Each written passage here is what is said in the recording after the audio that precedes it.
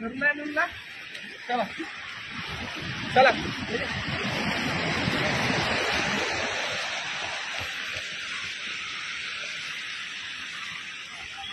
समुद्र किनाऱ्यावर व्यायाम करता करता आणि ट्रेनिंग करता करता साफसफाई आणि स्वच्छता ही मेंटेन करणे, जो दिसेल तो कचरा उचलणे आणि जो स्पॉट